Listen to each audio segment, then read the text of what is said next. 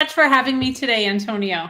You're welcome. So today we are delving into personal branding. So Leon, I want to hear from you. You being the personal branding specialist, what personal branding means to you.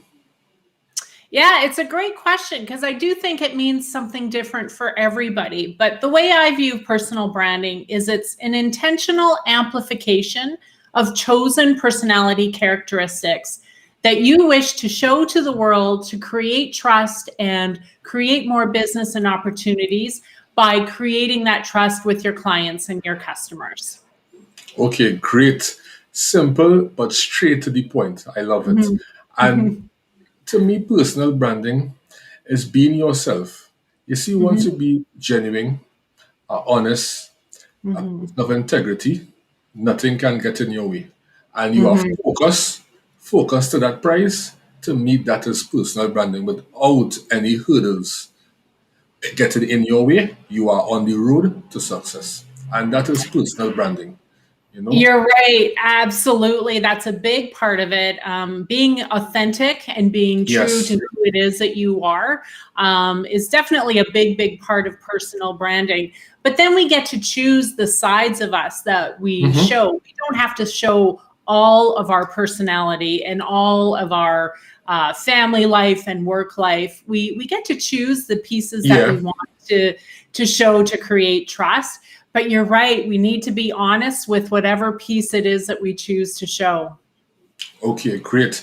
And some people tend to be vulnerable because they want to show that inner side of them what people may not see because what we portray on LinkedIn is that business side. But in Mhm. terms of our self, how we live, our aspect, our daily challenges, some people realize that, hey, if it is I be vulnerable on a platform like this, then people now will tend to be more acceptable or buy into me more because they realize that I'm being the true individual behind the curtains.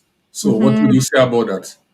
Yeah, well, you're right. LinkedIn really started as a professional platform for sure, but it has moved to allow us to be more personal. So Hmm. you do have the option now on LinkedIn to show more of your personal side, be a little bit more vulnerable, share your challenges and your successes as well. But again, it's up to you whether you decide to use the LinkedIn platform to showcase that personal side. You may choose to still do that on the other platforms that we have. But I love that LinkedIn has changed and that we're able to be a little bit more authentic on the platform. Yes, that is so true.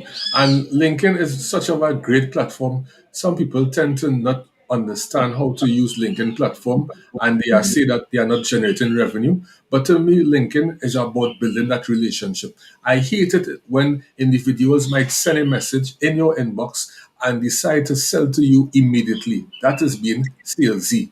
So I would expect people to do, or in the future recommend them to do, is that when you reach out to someone in their inbox, just say that, oh, how are you going? Thanks for the connection, and engage in their post. Show that you are really trying to add some value in their lives. And when it is you do something like that now, people tend to appreciate you. And then if you see a gap where they know themselves can be able to benefit, then maybe now you can provide assistance. But don't try to be salesy because you will lose connections and you will realize to yourself that something is wrong. Something is wrong with you, not the platform, because LinkedIn is good. So these are the things that people have to really take in consideration because, I got a message yesterday.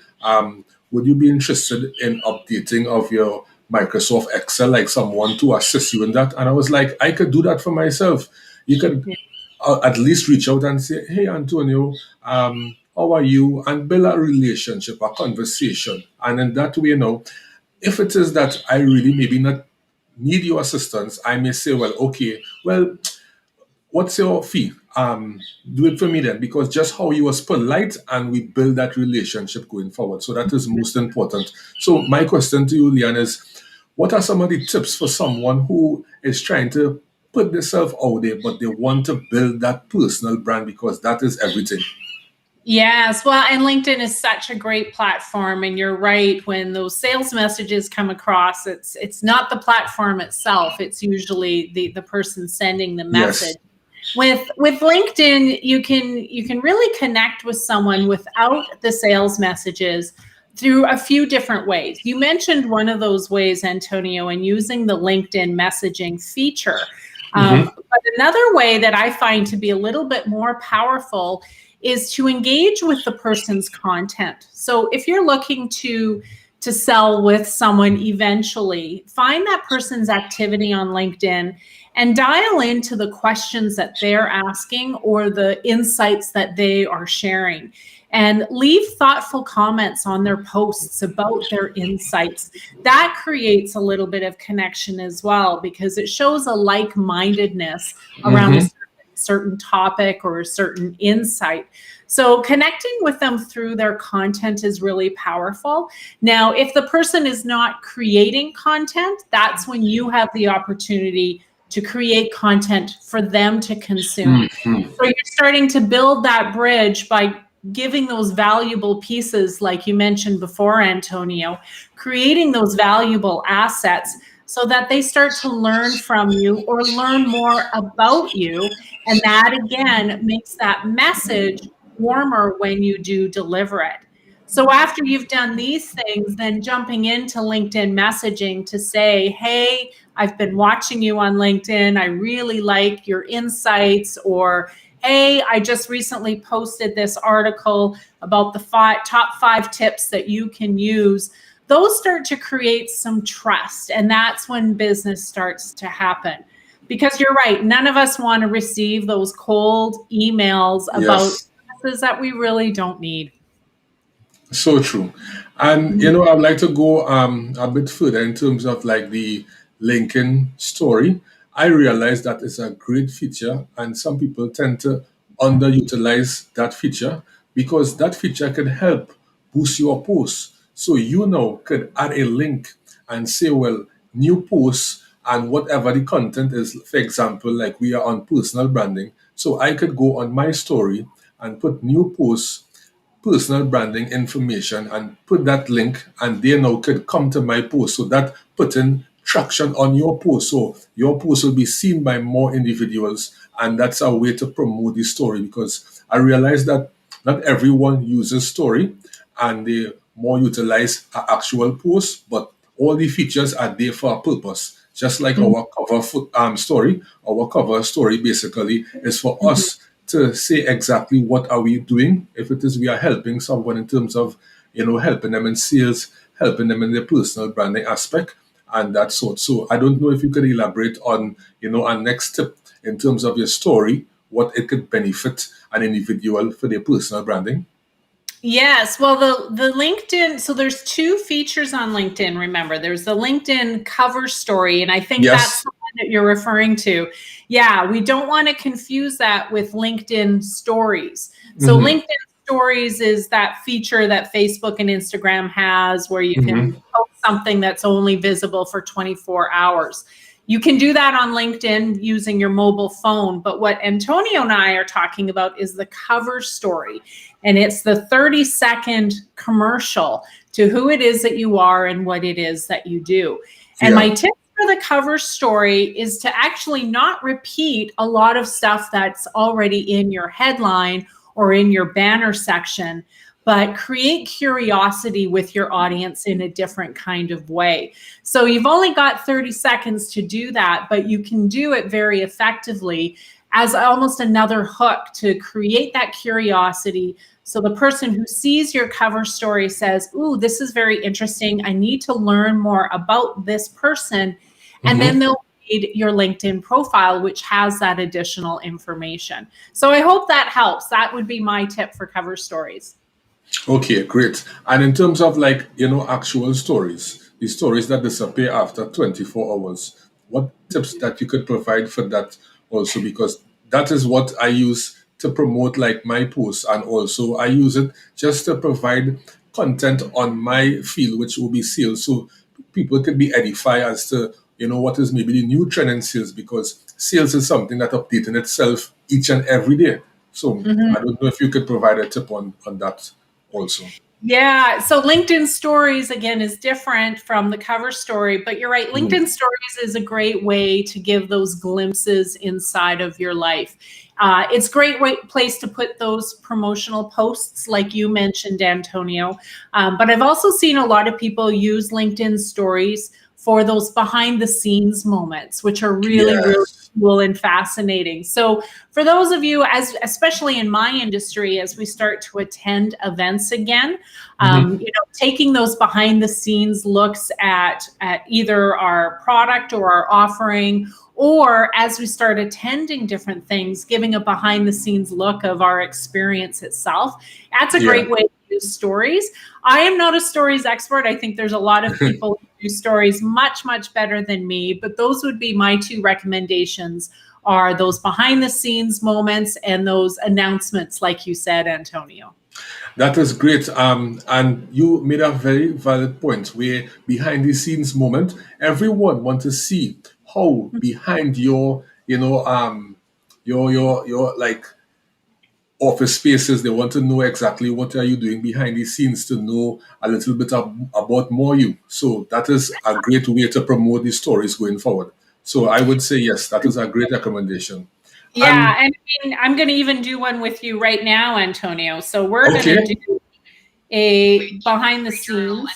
Oh, except my Clubhouse just popped up. I got to get out of Clubhouse. I tell you, Clubhouse is the bane of my existence. So if I take a very quick picture of you and I on the Mhm. screen here,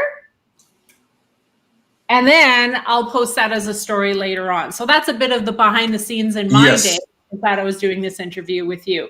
So that's a quick and dirty way of doing a LinkedIn story. That Mhm. post will take me less than 2 minutes to edit, and it'll be up for my audience for about 24 hours. Great. That's real awesome. Yes, I Mhm. love that.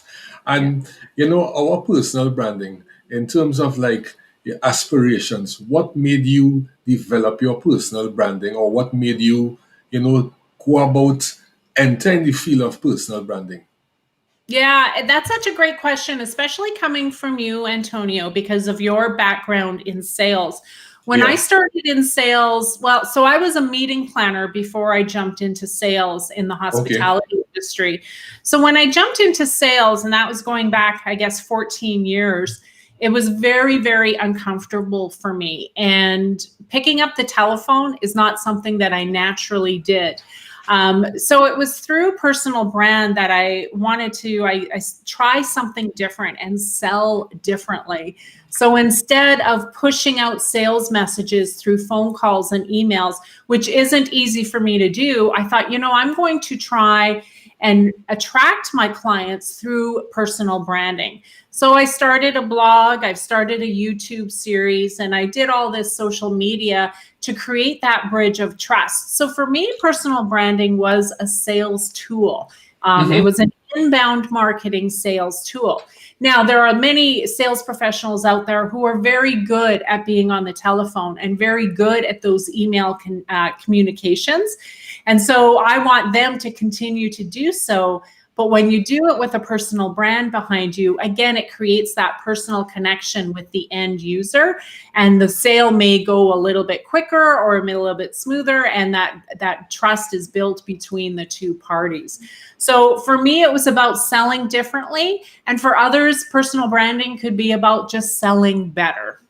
Yes, and that is so true because to me, my personal branding is selling is being my authentic self, being that person to help customers make the appropriate buying decision, because I do not want a customer to purchase an item and they are resentful at the end, because I wouldn't feel good, knowing that that customer is resentful. I will feel, accountable for that transaction. So to me, it's all about just being yourself, Yeah. honest, always smiling. Because when you go before the prospect and you are smiling, they will want to know how it is that you are so jolly, but just not realizing that that's you, that's your Yeah. persona.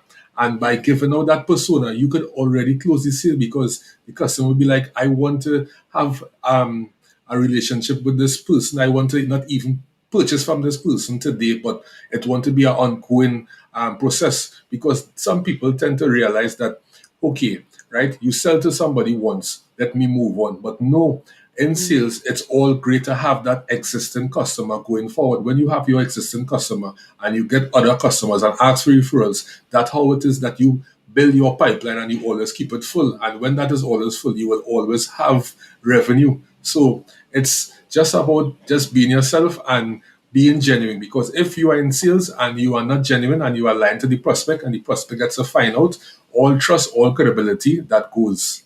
So Yeah. we have to understand that. And once we keep that in mind, everything will be fine. It's easy like that. And just practice, practice, practice will make you perfect.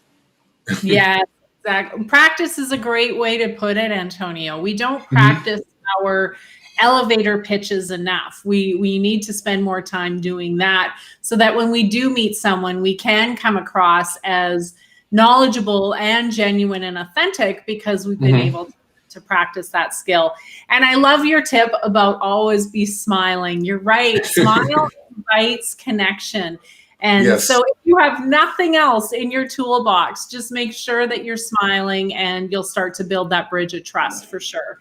For sure. And energy is transferable. So when it is now, you come into the room and you are smiling, that energy now is transferring to the prospect and they now feel more enlightened.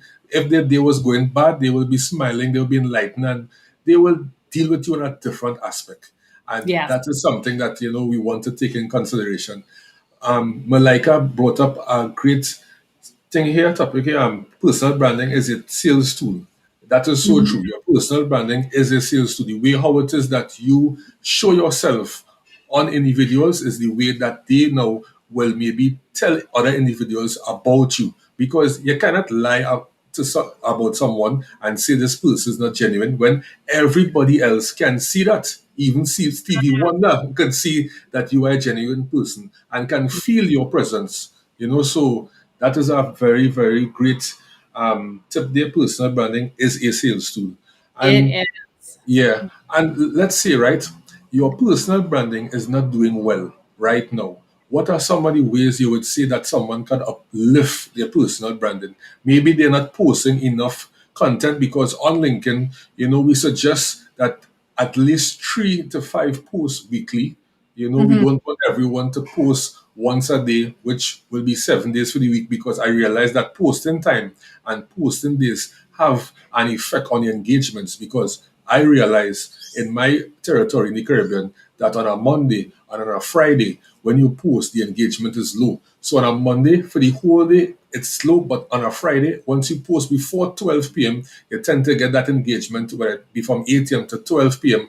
But after that hours now is when everyone is winding down the day and who are going to take the after work lime or Friday lime. So you Mhm. realize that it have some days to post, some days not to post. So someone who is having difficulty with their personal branding, what are some of the ways that you would say that they could alleviate that problem?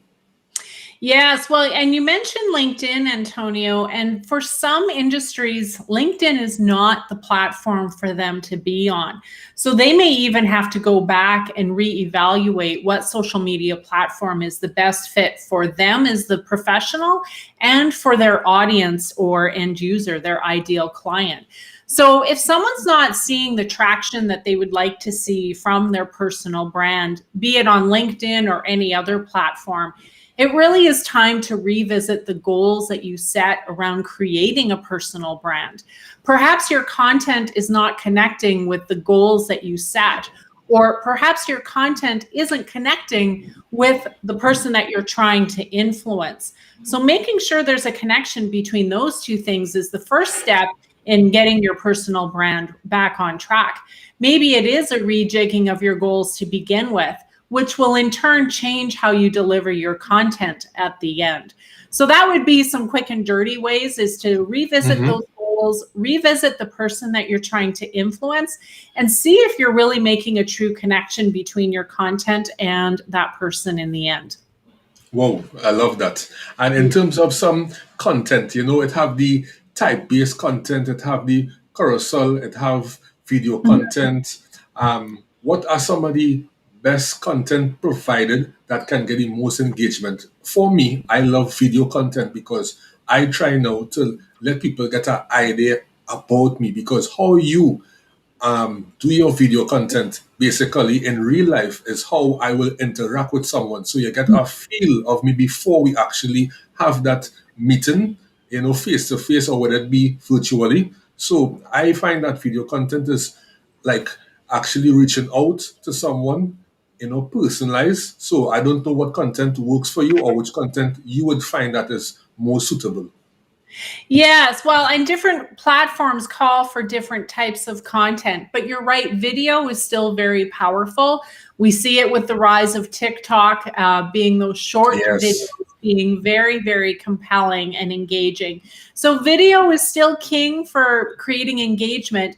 But for those who are a little bit shy to get on video, some things that work well on LinkedIn include those carousel posts that you mentioned, but Hmm. also polls and surveys. So LinkedIn Yes. has that poll feature, as does Facebook. You can do this on Facebook as well and Instagram. So you can create polls. And what that poll does is it now creates a two-way conversation. So the person is being drawn into the process and no longer just an observer. So they become a participant. So that's why I like polls.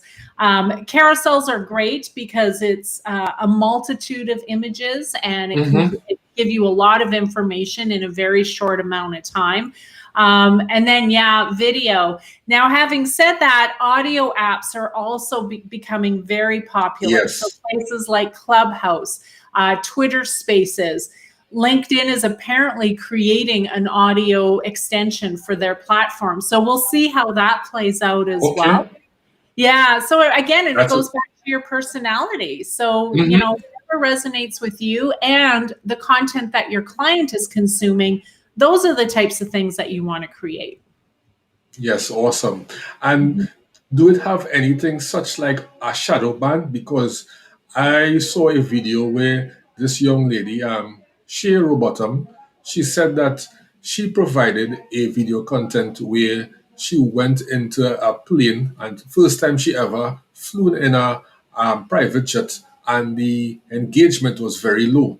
But when it is now, she tried to repost the same video content some days after she realized that it's the same. And then she reposted after. And what she realized was that she had on a dress, but the dress was showing her legs. So she basically just had the video from like her waist go up and Mhm. just remove her leg area. And she realized that the engagement went up. So it seems like when you're providing certain content, you have to meet linking criteria. So they do not want certain things. So that term is shadow ban. So I don't know what other shadow bans that someone can receive besides that, on professionalism, Lincoln Macy.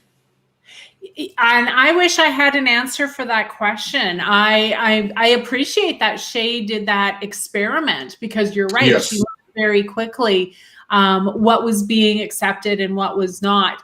Remember, with video on LinkedIn, they measure views differently. So on a Yes. post, you may get, hundreds or thousands of views on a post, but don't necessarily look at low view engagement on a video as being low engagement because they do measure it a little bit differently. But, to Shay's point, I think experimentation is key when you're looking at any kind of content on any platform.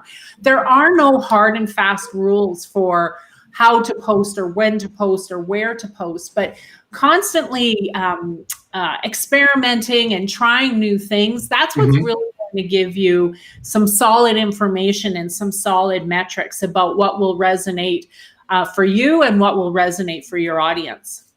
So true. I have to wonder as a man if it is that I should only have on shirts because if I have on shirts and tuxedos, then maybe Lincoln might say, yes, he's professional and my engagement might go up. So these are the things, as you rightfully said, you have to experiment and see because I believe if it is a man was to wear a vest and post a video or maybe that's an actual post, Lincoln now might watch that and shadow ban it. So these are the things that we have to learn going forward and try to be, as professional as possible. I would say nothing is wrong with having, a button ups like this, but if it is before a video, I shoot a button ups, it's so well. But anything besides that for a man is unsuitable and inappropriate for this platform. Leave that for Facebook, Instagram, and TikTok because I social media platforms. LinkedIn is the best B2B platform, so we have to be as professional as possible. So, Malika said this content was so good. So, Malika, thank you very much. We just try to provide value. Leanne providing many value in terms of personal branding because your personal branding is everything. Your personal branding will make you scale faster than anything. So, if it is you focus on yourself, on being as professional as possible, you will see the difference because people just recommend people. Let's take that for example, because you now could go and let's say seek for some business somewhere and feel that you will get it because of maybe your professionalism, whatever the case is. But someone have to give account of you, so these are the things we have to understand. So some people may like you, some people may dislike you, but once it is you to yourself, know that you are real and genuine, everything will fall in place on the right timing.